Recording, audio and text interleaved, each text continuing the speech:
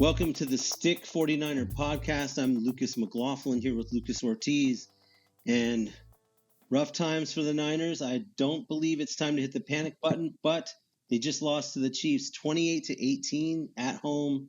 It hurts, and Brock threw 3 interceptions, which hurts even more. But now we lost Aiyuk, and I've got a list of injuries to go through. But Lucas, how you doing with this loss? Yeah, tough one, man. I mean, the biggest or the hardest thing to accept is that we're not gonna have Aiyuk for the rest of the season, as he just got hammered. I think it was a catch over the middle in the third quarter. Yeah, looked like his knee went one way and his body went the other, and torn MCL and ACL. So he's definitely going to be out for at least a year, maybe even going into the next season. So we're just going to have to pick up the pieces, see if we can get somebody possibly in free agency, or lean on the 2 rookies that we drafted this season in Pearsall and Cowing. Now, I think they're not ready to be leaning on rookies just because this year is kind of it. They're prepared to try and make a run at it this year. I don't see them looking at the future kind of thing. So I'm hoping they actually go out, spend some money on a free agent. There's probably a few guys that we might be able to get. We get rid of a second-round pick or so. But I really hope that they patch this up right now because there's also a list of injuries that we should probably go over. Now, Debo is probably the serious one, and, he tried to play in that game, and as everyone knows now, he had a pneumonia, which is really serious. But he's been released from the hospital and actually was out there with the team today, so that's good news. And also, McCaffrey was spotted shooting some hoops, and actually jumping and looking pretty healthy. Sign. Yeah, and hopefully they'll be getting him back after the bye week. But, man, there's a list of guys that are hurting right now. How much do you think they would actually spend on the free agent market right now to get a decent wideout to replace Aiyuk and some of the shortcomings? So I don't think we're going to go after any superstars. We already had Devontae Adams go to the Jets, Mark Cooper go to the Bills. In terms of guys that could help us right away and kind of know the system, we could probably bring back like a Kendrick Bourne. He's gettable probably for a late round draft pick, 6th, 7th round draft pick. It may not even have to be a next year's draft pick. I mean, I think guys like him, I've heard the Christian Kirk from the Jaguars, probably get him for another mid-round to late round pick. Deontay Johnson for the Carolina Panthers, another solid wide receiver. These guys make a lot of money, so there may either have to be some concessions with the salary and how much we take on. Yeah. But it's not going to cost you a lot. It's going to be, 4th, 5th, 6th round draft picks, things like that are what these guys are going to cost. So, I kind of like the Kendrick Bourne one because it's going to basically cost you nothing, and he knows the system already. He comes in, It's plug and play. You put him at the slot receiver. Juwan Jennings, you didn't mention him, but he didn't practice so far this week. He's got a hip. Injury that's kept him out this last game, and he may not play it again. I don't know how severe it is. I don't know if it's something that's going to keep him out multiple weeks, or they're going to put him on the IR. But we do have options if we want to go the trade route. Now, to add insult to injury, and no pun intended, we've got problems, man. Connolly limped off of the practice field today. Hopefully, that's not serious. They haven't really reported it yet. But I saw the footage, and he looked like he might have twisted an ankle. Meanwhile, they said George Kittle also sat out, and he'll be back, even if he has to have a bionic ankle put in. But he also twisted his ankle, so we're hurting. But this is a winnable game on primetime. I like our chances on primetime, and I like our chances against Dallas. Take a look at that matchup. But first, let's get down in the trenches with Lucas Ortiz. Yeah, a lot of good game for the offensive line. I'm not going to sugarcoat it. And let's start off with the guy that I felt had the worst game, and that was Colt McKivitz. There's times where I've defended him in the past, and I felt like he's been solid. He's good for what we're paying him, and except for maybe like one or two glaring, plays of the game, like he's pretty solid for the most part. I thought he had one of his worst performance, albeit he was going against a really good defensive end in Karlaftis on the Chiefs. Karlaftis seems to be like a guy that's ascending as one of the best just disruptive pass rushers. I felt like he had a bigger impact on that game for the Chiefs on defense than even Chris Jones. Like Chris Jones is usually kind of like the thorn in our side, but this game, it was the linebackers for the Chiefs and the defensive end Karlaftis. So offensive line wasn't good. McKivitz, struggled to keep him in front. There was one play in particular. It's the third interception when we were driving in for a potential touchdown that would have cut the lead, I think, to 2. Yeah. And McKivitz just got burned on an inside spin move. Karlaftis wound up hitting Brock as he threw the ball. Now, Brock shouldn't have thrown the ball, but he was getting hit as he threw it. It would have probably been picked even if it wasn't, being hit on the arm by Karlaftis. But yeah, it was another mistake on the offensive line. Brock made another mistake, his third interception of the game, and it just kind of put the nail in the coffin, so to speak. Yeah, I mean, how much do you think that the play in the trenches or lack thereof hurt, added to those interceptions? And I mean, Brock, we'd like to see him play better than that. I mean, I blamed him after the game. And McKivitz, and it wasn't just McKivitz. Like Trent Williams had a big holding call. Like these holding calls at the beginning of drives that put us in 1st and 20 are drive killers. They're really hard to convert against the Chiefs. The Chiefs are a solid defense. They don't make a lot of mental mistakes. It takes perfect timing, perfect blocking, and the right play call against the right defense a lot of times to be successful. And the 49ers just didn't do it this game. So he had a bad penalty. I think Brendel opened up the game with a holding call as well. Kind of questionable. Like I looked at it a couple times again, and I was like, yeah, that happens every play. I don't think that's something that the refs should have called, but it was a holding call, and it brought us back 10 yards, and it made it 1st or 2nd and 20 on a play that I think went for 8 yards before it was called back. Yeah. So holding, we had some issues with the Chiefs blitzes. I think Steve Spagnuolo dealt with some unique blitzes that hadn't been shown before by the Chiefs this season. So they were having guys, show like they were going to blitz from the nickelback position, but then instead of like their go-to blitz, they actually put him in the coverage, and then they blitzed on the side where Nick Bolton was showing on the line of scrimmage. And typically, like they show that look, and it's the linebacker goes back into coverage, and it's the nickelback that winds up blitzing. But they were kind of doing some new things against us. They know that we watch film, and they know that the 49ers were prepared for some of those things that they've shown against other teams. So we just had trouble, dealing with their blitzes, which we had in the past. Last season in the Super Bowl, there was blitzes that were getting through, and Brock wasn't getting the ball out to the hot read, which was there this game as well. Like part of it's on the offensive line, but when they have more pass rushers than we can block, Brock's got to get the ball out. He's got to help his offense. Yeah. It's not can't be always on them. And there were times where Jordan Mason was open in the flat, or Kyle Juszczyk was open in the flat, Kittle was open, in the middle. He just needs to get rid of the ball or, run for it. Like I felt like he didn't use his legs as much as I would have liked to. And in, instances where it was third and goal, or, third and whatever, and we're within field goal range, like he just has to eat it. He can't throw those crucial interceptions. There was 2 times, especially that one in scoring position, zone, right?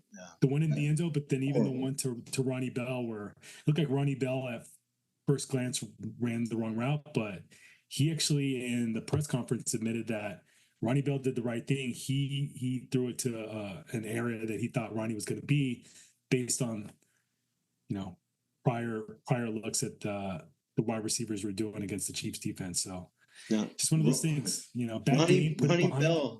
Ronnie Bell doing the right thing is debatable, but give us your overall grade for the trenches. Yeah, it's not the worst game I've seen by the offensive line, but I definitely think it was worthy of a C plus maybe. Okay. There were some good things. There were some good runs out there that, I think Jordan had a nice 20-something yard plus run. And there were times when we were picking up blitzes and Brock was having time to get rid of the ball, but sometimes the wide receivers weren't open and they're running improper routes, or the routes were not working off of each other the way they normally do. So, some of them turned into sacks or no gains or minimal gains. So the offensive line was it was a C plus game. Like, not terrible, but if you're going to beat the Chiefs, you have to roll out an A caliber game, and we just didn't do that. Now, it doesn't help that we have so many backups right now and guys that are green and trying to learn the system on the fly, on hands-on kind of thing. Now, that one early pass to Aiyuk, that was a scoring opportunity, and that hit his hands, and over the over the shoulder one that he dropped. Perfect pass by Brock, great protection changed this game by the offensive line. Completely changed the game, But then the Chiefs and their momentum and doing things just right enough and at the right times to end up being to where our coach says we got our asses kicked at the podium. More, it's at least credit them to Mahomes is not having a huge numbers season, but he still does what it takes to win, even if it takes a little cheap shot down the sidelines when everyone thinks he's running out of bounds. That's kind of annoying, but it still got the Chiefs the W's. So, and the most frustrating thing is that we had two guys that possibly could have tackled him. The first one was Bosa. He could have got him in the backfield. He had a hand on him.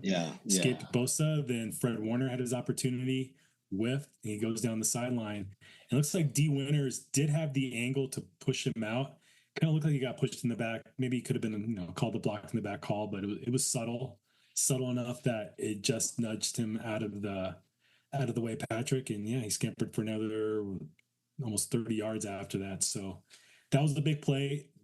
I felt like Patrick Mahomes did enough to win, mostly with his legs and scrambling and getting some key third down conversions that just prolonged drives and got him into scoring to the position. And unlike the Chiefs of this season so far, where they have been very bad in the red zone against us, they scored every time. Yeah. So Mahomes only threw for 154 yards, and he also threw 2 interceptions. Purdy, 212 yards, 17 for 31 with 3 picks.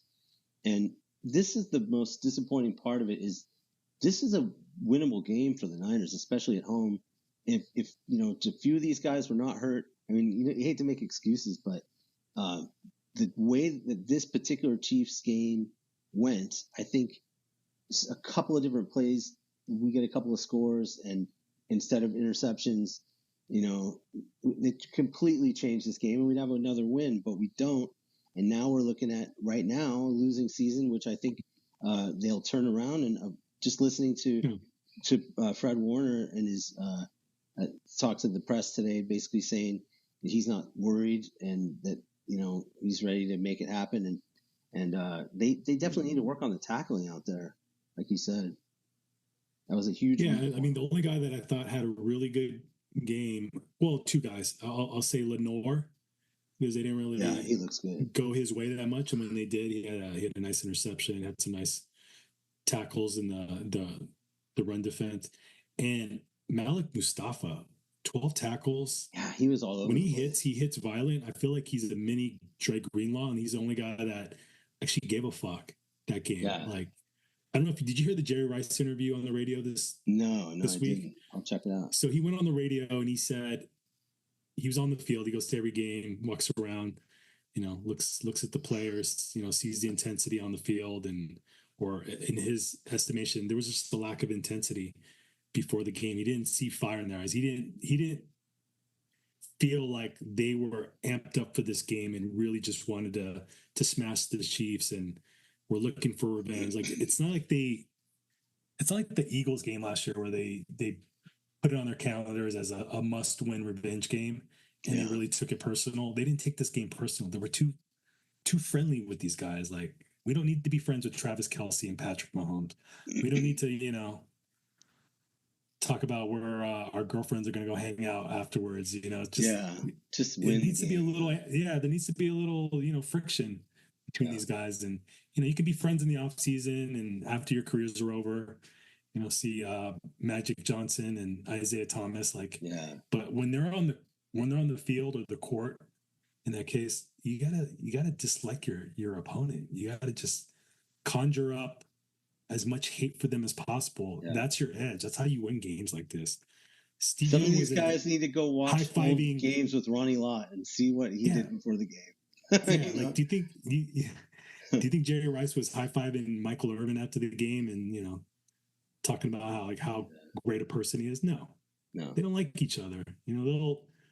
They'll shake their hands and say, congratulations, but that's it. Don't be their friends. There's got to be a little more passion, a little more, heated anger towards the opponent. And I just felt like, hearing that interview with Jerry Rice talk about his feel for the game when he was on the sidelines before the game started, just he didn't feel like there was enough anger there. There wasn't any animosity. We got to get the eye of the tiger back. Had it. Yeah, we need Granlow. That's what we need. He's coming back. He's coming back probably end of November, early December. So that'll be good. Because we couldn't get the running game really going in this game. We couldn't get a lot of anything going. Unfortunately, even we had a lot of opportunities, and our defense would go out there and give us another opportunity, but then we just stayed on the field too long. As Mustafa was all over the place. It reminded me of what you were just talking about. Reminded me of Fast Times at Ridgemont High. Hit by Jefferson. Mustafa was really good in this game, but it doesn't matter, man. If it comes down to a team effort, and we lost that game, and we did not show the depth that we have taken so much pride in next man up, and we're going to have to do that against the Cowboys. So let's talk about that. So how do you like the matchup against the Cowboys, Lucas? So Cowboys are desperate. They're coming in. They need to win just as much as we do. They're coming off a bye, so they're going to have a little more rest. And they probably have the anger you're talking about against the Niners. A little more amped up for this game because we've had their number. Yeah, we've kind of beaten them up over the last 5 or 6 years. So expect a good game out of Dak and CD. But the thing is, they don't have a lot of other weapons on their team. Like Jake Ferguson's a solid tight end, but I'm not scared of any of their running backs. The running game has not been there this year. And if you can double team CD and take him out of the game early, he gets frustrated. He gets pissy on the sidelines. We've all seen the videos of him getting into it with Dak Prescott. If we can take him out of the game early, it's all she wrote. Like that game can get out of hand quick. I think this is a good get back game for us. I think it's going to be a blowout, honestly, and we're going to go into the bye 4-4, come out healthier, refreshed. That's what roll off 6 wins. I think I texted you this, right? We're going to roll off 6 wins, and then probably go 2-3 the rest of the way and win the division. All we have to do is win the division. And right now, we're one game behind the Seahawks for first place in the division. They're going to play the Bills. I don't think they're going to beat the Bills. So going into the bye, we're probably going to be tied with them for first place in the division. And like I said, get hot. Let's hope you're right, and let's hope there is a little bit of anger and that we get the Dak Prescott that doesn't do so well against the Niners again, which would be really nice for the Niners on primetime. I think we play well, especially the defense on primetime games in general. So that should be interesting. And man, we need to bounce back and get, just like you said, be at least at 500 going into the bye week, come back from the bye week and get CMC back hopefully, and then we can go on a tear and hopefully get more healthy. Some of these other guys too. It'll be a good time to have a bye week because we've got a lot of guys that are nursing injuries every week, especially hopefully Jennings will come back. Yeah, let's do it. So you got a score for us or? Yeah, well, you go first. Go ahead. Oh, I go first. Okay, so I think it's going to be in the mid-40s. Say 45-16 49ers. Nice. That would be fun to watch. I hope I can turn it off in the fourth quarter, like you just said.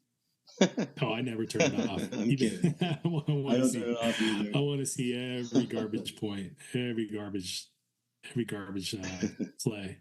So I'm thinking it's going to be 38-10 Niners, and we're going to have at least 2 turnovers go our way, and Brock's going to have a really good comeback game and not throw any interceptions. Let's hope so, brother. Yeah. All right. So man. Next week, Niners 4-4, bye week. Any special plans for the bye week? Are we going to have any surprise guests or? Possibly. Maybe Doug Hendrickson might have been reached out to me, so we'll see about that.